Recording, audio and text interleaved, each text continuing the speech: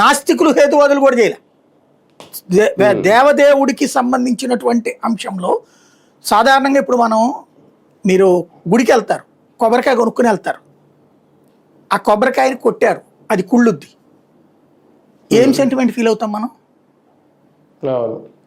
మనకేదో అన్యాయం అన్నది ఫీల్ అవుతాం. అప్పుడు పంతులు గారు ఏమని చెబుతారు, మీ దిష్టి అంతా పోయిందయ్యా అంటాడు. అంటే మీకు దాన్ని పాజిటివ్ వైపుకి మలిచే ప్రయత్నం చేస్తాడు.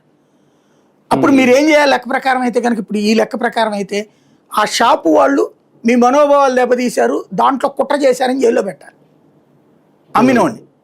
ఆ అమ్మిన షాప్ అతను ఏం చేయాలి, తనకు అమ్మిన హోల్సేలర్ మీద కేసు పెట్టాలి.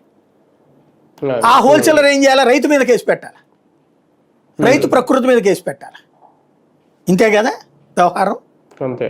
కల్తీ అది ఇదైతే గనక ఇక్కడ ప్రాక్టికల్ పాయింట్ ఏంటి మీరు చేయాల్సినటువంటి అంటే, నేను అనేది భక్తుడి ఫీల్ అక్కడ ముఖ్యం. ఏ భక్తుడు మన ఇంట్లో గవక్కన ప్రసాదం లేదని పడిందంటే తీసి పక్కన పడేస్తాం బేసిక్గా.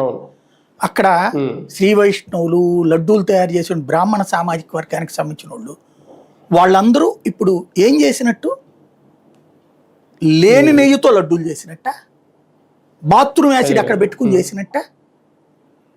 లేదు అంటే నువ్వు ఇవన్నీ సృష్టించి చూపించాలి. నెయ్యి ఎట్టాగ వస్తుంది, అది నెయ్యి వాసన ఎట్ట వస్తుంది, బేసిక్గా కామన్ సెన్స్ కదా. నెయ్యి ఇప్పుడు మనకి ఇదివరకటి రోజుల్లో మా ఇళ్లల్లో ఈ చిలికి మజ్జిగ తీసేవాళ్ళు, మజ్జిగ పోసుకునేవాళ్ళు అన్నంలో.